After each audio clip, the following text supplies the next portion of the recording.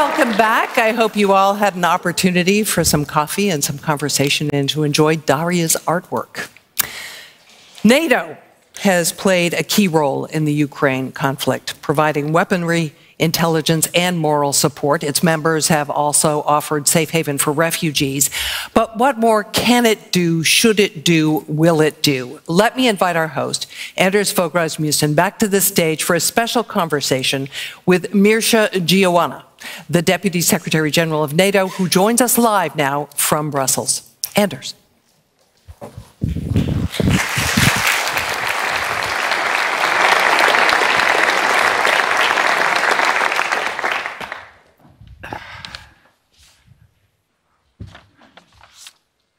Here you are.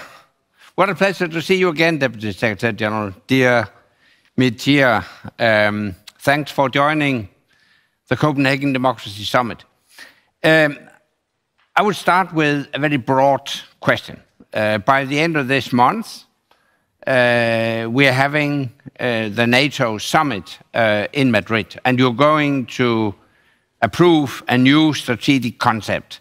Could you describe to us what will be the main difference between the current strategic concept and the new strategic concept?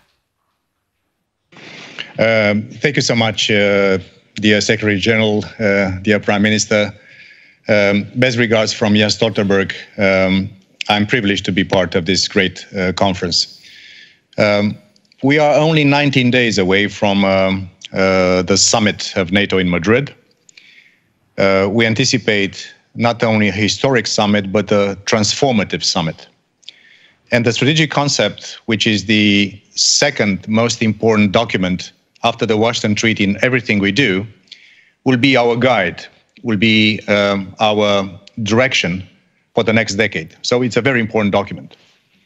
The question is very legitimate. What's the difference in the new concept from the old concept, which was approved in 2010? In 2010, we were watching the world, and we stated in the current concept that the world is at peace. Today, for the first time in decades, in generations, we have war again in Europe. We also declared Russia as a strategic partner of NATO. Today, we see Russia in a barbaric war against innocent and independent Ukraine, becoming one of the most important challenges to our security in Europe and also beyond. There was no mentioning of China in the old strategic concept. Now we'll have to make reference to China.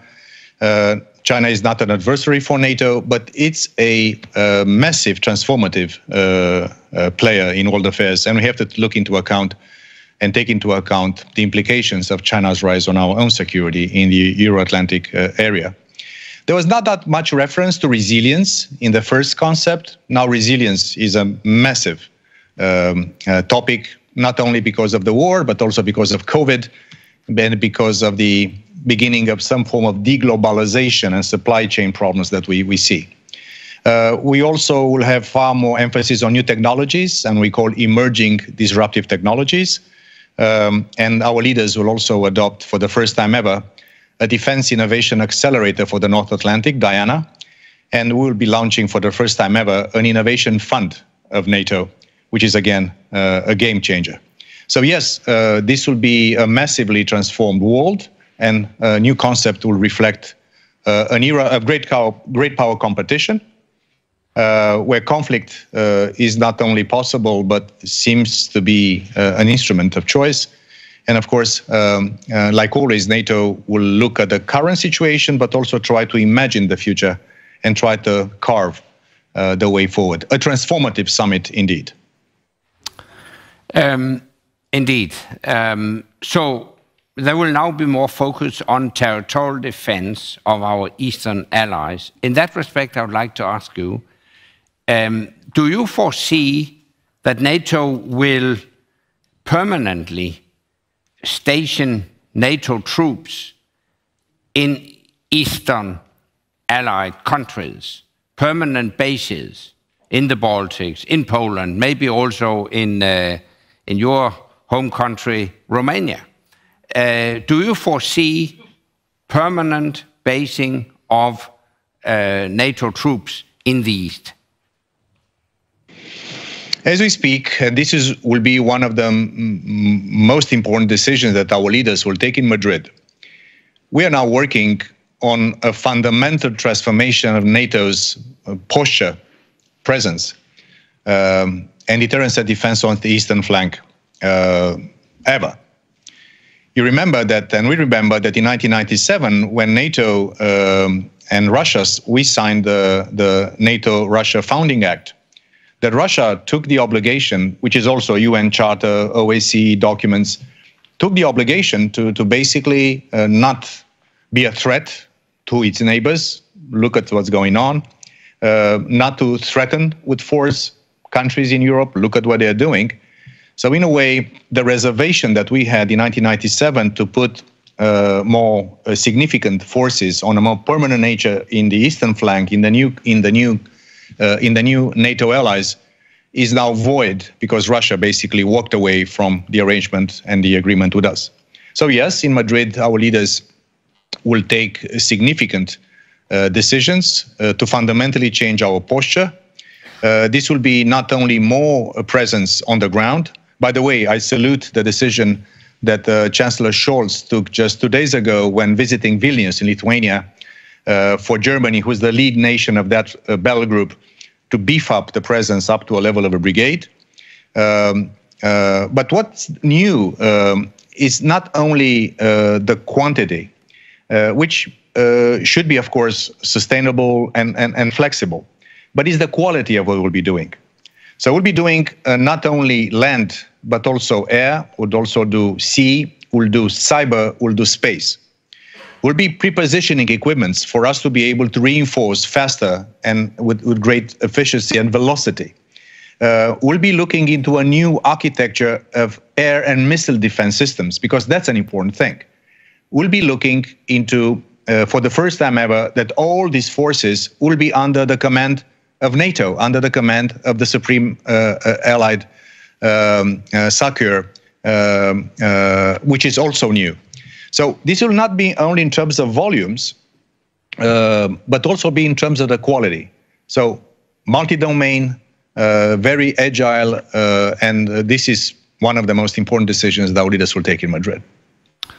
But do I understand you correctly that it's more about facilitating a quick response to a possible attack is rather that than a permanent basing?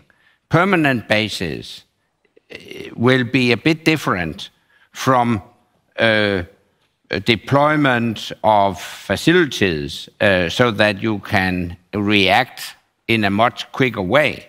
So my question is, do you think leaders will agree to deviate from the 1997 Russia-NATO Founding Act and actually decide to station NATO troops permanently in the East?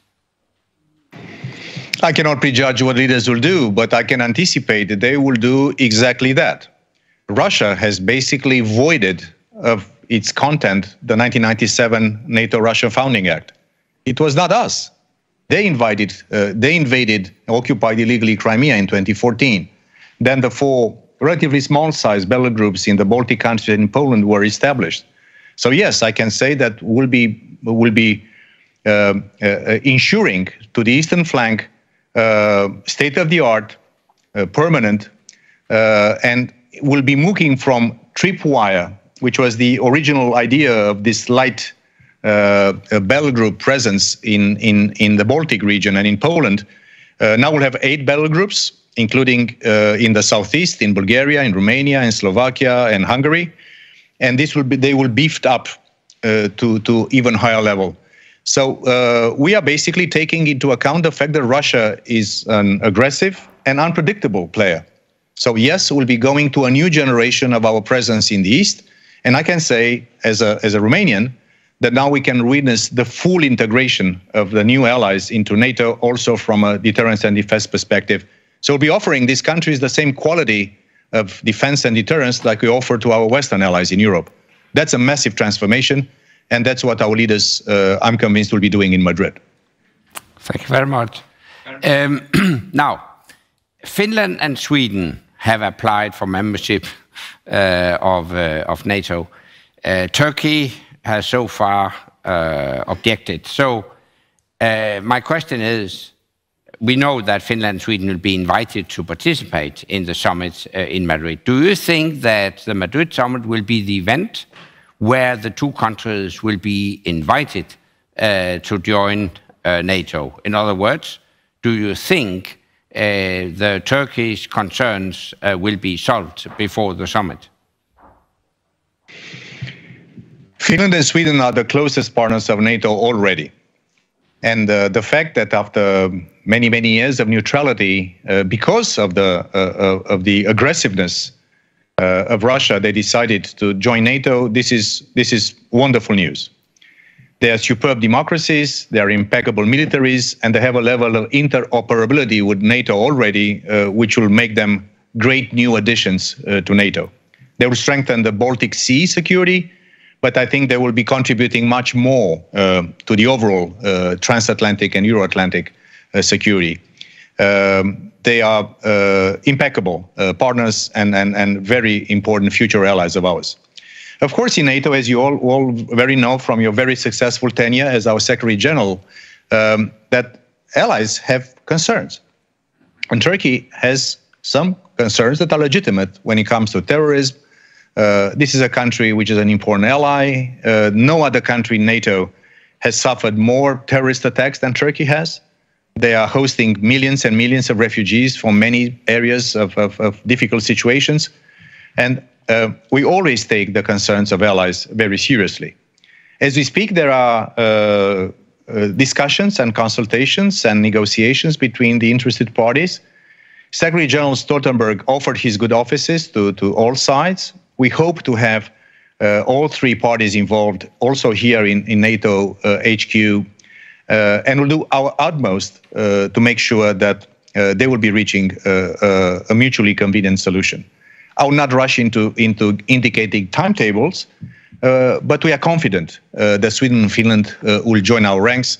And I said before, they are superb new additions to our alliance, and we keep all confidence that they will be welcomed, and we're working 32 in the near future.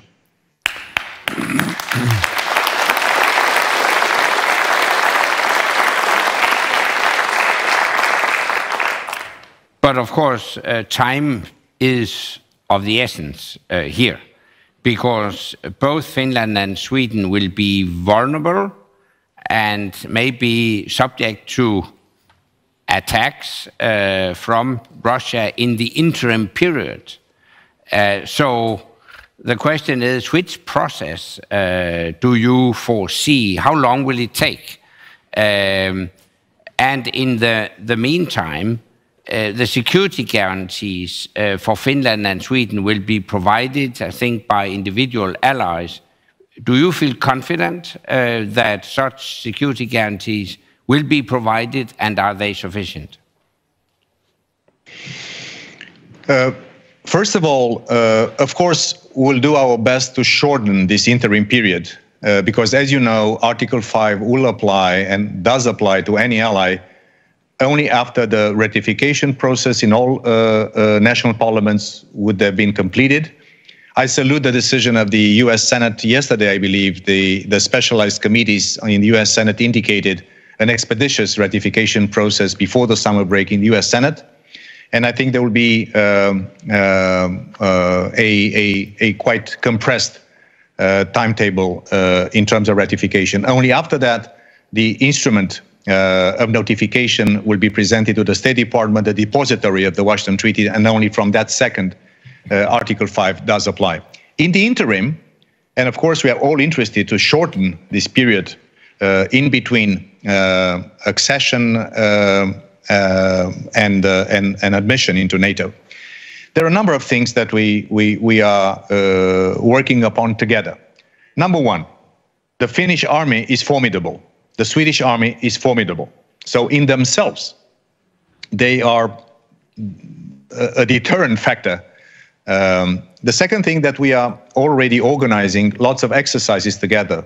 There was an exercise in the Baltic with the participation of the two. We are making sure that we create the conditions of deterrence that will be credible. Then, of course, individual allies in between, they are on bilateral basis indicating this. Prime Minister Boris Johnson was visiting the two countries. The US is looking into this. Other allies are looking into this. Also, I have to say, for this very well-informed audience, that we also don't see signs from Russia of having the capabilities or the intention at this point to be aggressively, in military terms, against these two aspirant countries to join NATO. So I think we can treat this period with caution, in a proactive way, but we don't see real risks from a traditional military standpoint for Finland and Sweden. And we are working hard to make sure that this period is as compressed as possible. Thank you. We are approaching the end of this conversation, but I have one last question about Turkey. As you rightly said, Turkey is an important ally, but obviously seen from the perspective of a democracy summit, we are somewhat concerned about the domestic political development in Turkey, as well as Turkey's purchase of Russian military equipment. So how do you see the future of the relationship with Turkey within NATO?